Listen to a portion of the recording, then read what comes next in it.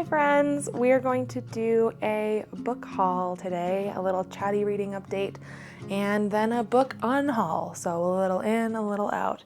I had a horrific week this week. We started out with a really high note on Mother's Day. We hosted my husband's family and my family over for a big old brunch, and it was so lovely. And then one of my cats was puking all night, and I woke up to see that on the table was a bouquet that had lilies in them. And if you know anything about cats, or dogs, I believe too, I don't know, I've Googled it too much, so double check that yourself if you own dogs. But definitely for cats, the leaves, stalk, and pollen are all fatally toxic. It can cause them to go into kidney failure, and it's particularly dangerous for cats because they'll just hop on tables and things and put their noses in the flowers and get the pollen on them, or they'll walk on the table and then lick their paws and groom themselves, touch each other, all of that. Since both sides of the family were over and there was a bouquet brought for myself and my mother-in-law, all 6 of the cats between the 2 households, 3 for me and 3 for my mother-in-law's house, were completely exposed. So Monday I was like a little cat ambulance because of course that morning my father-in-law had gone off to work and my mother-in-law left town. So I ran to their place, got all their cats, took them all to the vet, and a couple of them had to go into overnight urgent care. It was just a whole mess. And so it was a really bad week. I definitely escaped into 2 books, so I guess we can start by talking about that. I finished up Stephen King's 11/22/63, and I absolutely loved it. I cried through the last 50 or so pages, and I'm an easy crier, so I definitely think that the cat situation was not necessarily what caused it, although I'm sure it had a bit of an influence. And I loved it. I had such a great time with this. I've been reading this with the Page to Screen club with Patreon with Chris and Mads.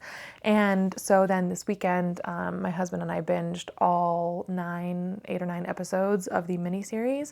And what I will say, if you've read and then seen, or if you've read it and you're considering seeing it, or vice versa, if you've only seen the series and you're considering reading it, the ways in which this differ are the book, to me, is about Jake's love of the past, the people he meets there, the relationships he makes, and then the small town that he ends up making a home in. And nearly all of that emotional depth and all of my favorite moments from the book were missing from the TV show, which is fine. In my mind, they're just 2 separate entities at this point because the book or the series was more entirely singularly focused on the JFK plot, which makes sense. You only have 8 episodes to get through it, and there's a lot of stuff that happens here, and there's a lot of slow meandering days of Jake and his love Sadie and the people that they meet and his experience being a teacher, and all of that was pretty much gone. It was really only alluded to. And yeah, it was kind of fun to see some of those creative choices that they made. They shortened the timeline, they added characters, they removed characters. And yeah, it's really fascinating when you think of the undertaking that it must have been to digest all of this, 849 pages, as my son repeatedly asked me while I was reading this. He's so cute. Into a mini series. And I do understand too that a lot of this we spend in Jake's head. So I won't spoil the TV show, but a character is added to go on the journey with him, and he does everything alone in the books. And it makes sense because then you can have dialogue together, they can plan things together, and it's not just his narration, which makes sense in a book but doesn't necessarily translate to the screen. So that was really interesting. I would give the TV series a 6 or a 7 out of 10, whereas this was 10 out of 10, 5 stars. I loved this so much. I can see myself rereading it.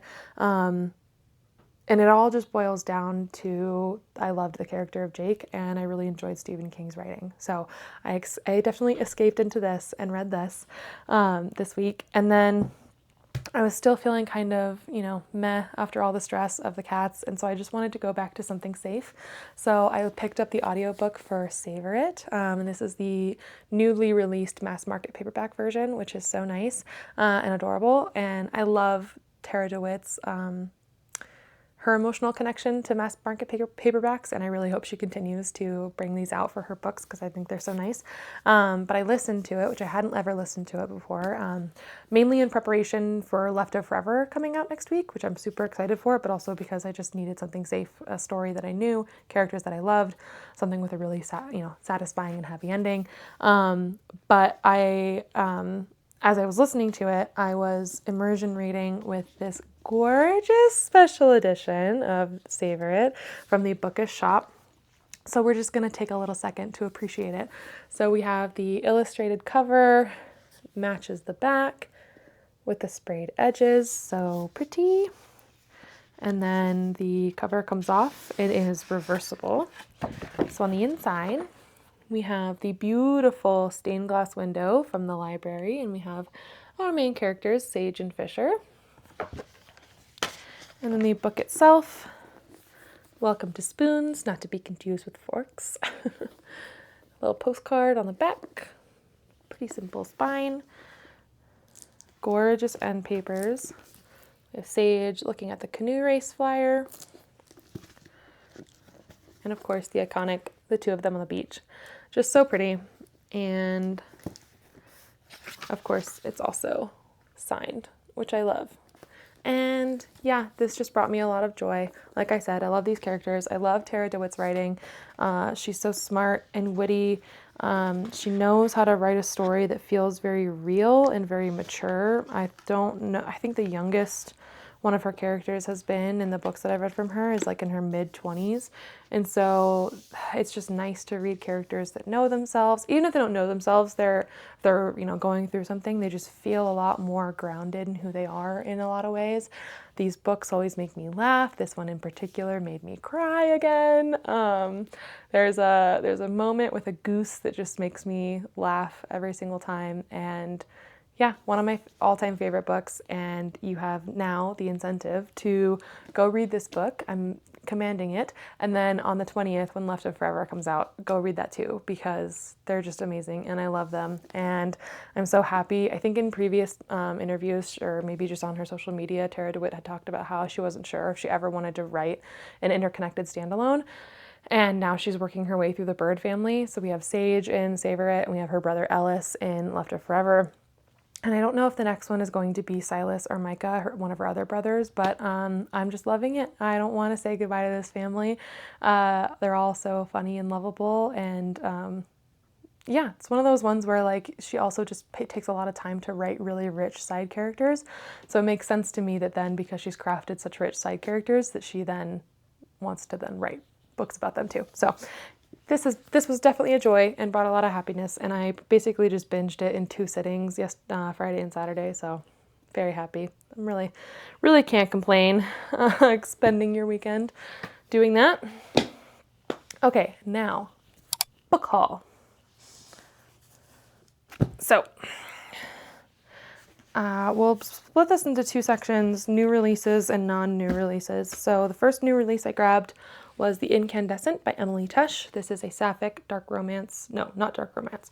A sapphic fantasy, dark academia. Oh my God. And one of the things that really jumped out at me as high praise for this book is a book talker was reviewing it, and she said this took place in a boarding school. She went to a boarding school, and she felt like it was very true to the experience of being in a school. So I love that. I love when people who are actually share the experiences of our characters can say, yes, I feel like this is true, and this is a good representation, because nothing takes me out of a book faster than when I'm reading something and it feels like the author didn't do any research or doesn't actually know what they're talking about. So really excited about this. I think I'm going to read it next month for Pride Month. Then we have Anji Kills a King by Evan Lycum. I've followed him on TikTok for a while, and it's just been really wholesome to see so many other book talkers come out to support him and rep his book, read it, review it, and just shout him out. It's just really cool and inspiring to see someone who made a platform for themselves then make the transition to becoming an author. So can't wait to get to this one. It's another high fantasy. Then, going in a totally different direction, we have The Romance Rivalry by Susan Lee. This is a YA romance, so they're freshmen in college, I believe. But I was seeing a lot of press about this because, or not press, promo, because the press for it had been lacking. She was not getting a lot of support from her publisher, and she was funding her tour and everything herself. And so after seeing authors like Allie Hazelwood shout it out so much, I knew I wanted to pick it up and support, and it looks really cute. Seems like it's going to be very much about like romance book tropes and actually being online book reviewers, so I'm sure I will really enjoy it, and I'll let you guys know once I read it. Then the last book I picked up this month, that it's a new release, is When the Tides Held the Moon by Vanessa Vita Kelly. This is blurbed as queer The Shape of Water meets The Greatest Showman, so like circus and mermaids, and I'm so excited. It's absolutely stunning. The author herself did all of the illustrations for the book as well, so that's the end paper. And then if we go, there's a lot of illustrations on the page themselves, including a couple full page illustrations. I mean, come on. Just beautiful. I'm so happy to have this. And if it's something that interests you, this was also one of Aardvark's picks for this month. So if you're interested in trying out that subscription for May, you can grab this one. And one of my favorite things about Aardvark is their branding is really subtle. So this is a different book, obviously, but there's no branding for Aardvark on the spine, and there's just a little A here on the front. And a lot of times they won't even have this colored circle. It'll just be like kind of hidden within the rest of the cover. There'll be the little Aardvark logo. So I really like that, because sometimes I do get a little annoyed by, when you look at the book of the month, the fact that the spine has that and it's just on the cover as well, and sometimes I don't love that. So yeah, if that's something that matters to you at all, then there you go. So those are the new releases I'm excited to read. And then when I was at my local Barnes & Noble, I saw on the BOGO table, buy one get one half off, someone had put One Dark Window and Two Twisted Crowns, and I immediately grabbed them because I thought, what a perfect thing to have both books in a duology on the BOGO table. And that's when I found out that Barnes & Noble employees actually get to pick books to go on their BOGO tables, because an employee like ran over and was like, those are my favorite books. And then we had a conversation about these guys, as well as The Night and the Moth, which is coming out this month. And yeah, it was just a very wholesome moment, and I thought that was really cool, because what a great deal to get your two books in a duology for buy one get one half off. Like, I was just so happy about that.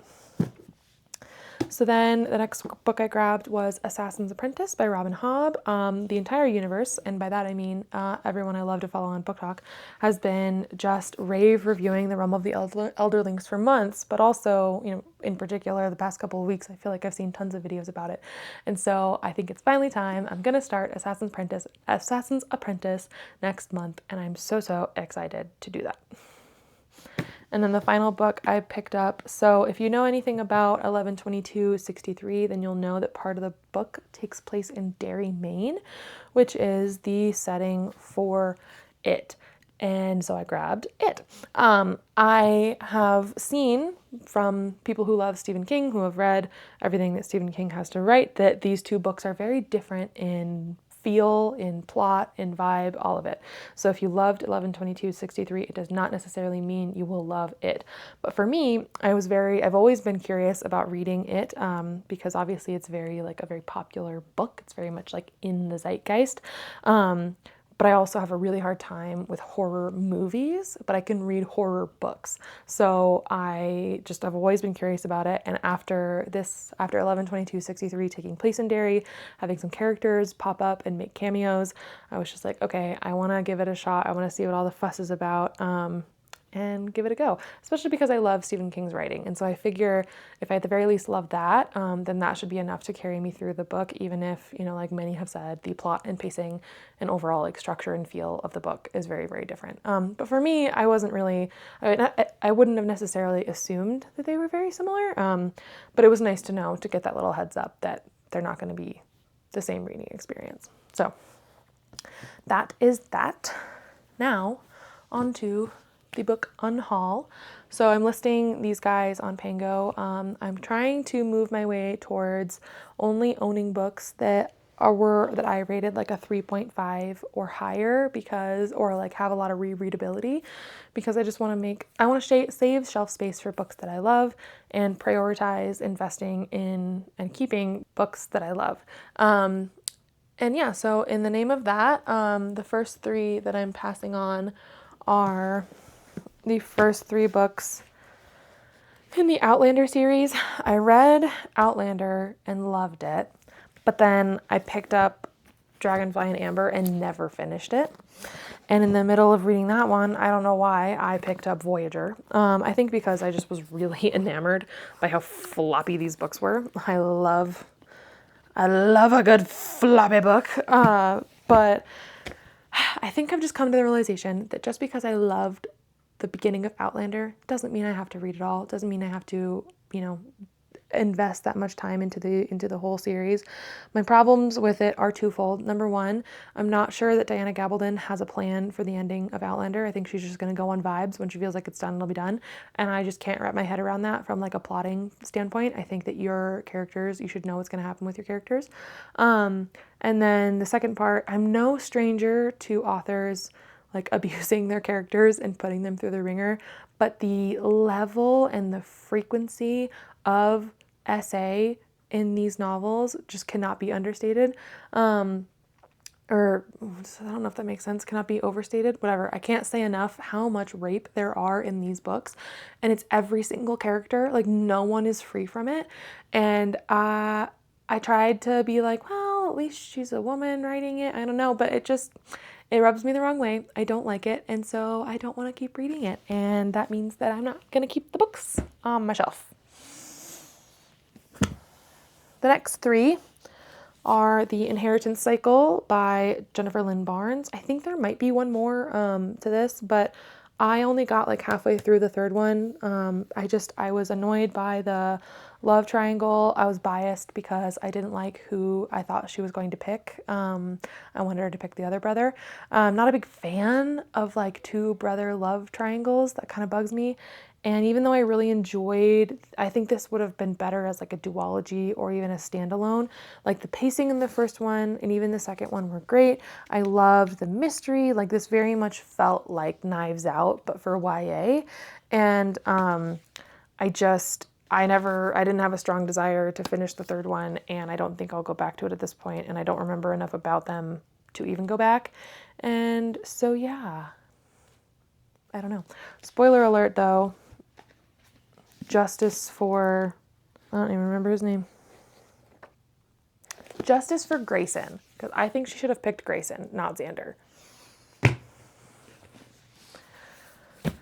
All right, the next two I'm unhauling are Ruby Kaur's poetry novels or poetry collections, Milk and Honey and The Sun and Her Flowers. I have nothing strong to say about this either way. I know that she's like the height of Insta poetry and sort of like that cringe. And so there's a part of me that's like, always going to come at the defense of, female authors or any sort of female creator who's getting shat on for just like living. But they're just not particularly memorable for me, and I hope that someone else enjoys them more. I read them once. A couple of them were great. A couple of them were cringe. And yeah, I'm just not really that interested in keeping them. Then we have some subscription books that just didn't work for me, and I'm just gonna pass on. So we have A Season of Light by Julie Aramanya, Every Sweet Thing is Bitter by Samantha Cruson, After the Ocean by Lauren E. Rico, and then The Wedding Dress Sewing Circle by Jennifer Ryan. Nothing bad to say about these really. Like, they didn't work for me, but that doesn't mean they're bad books. And it's just, again, that thing of I would rather these guys go to a home that might enjoy them more and make space on my shelves for things that I will enjoy more. So yeah, that's that. Like I said, I've had a doozy of a week. Officer, I've had a doozy of a week, and this is what we got. I would love to talk to you guys in the comments about what you're reading, how you guys have been doing, and I'll catch you in the next one. Bye.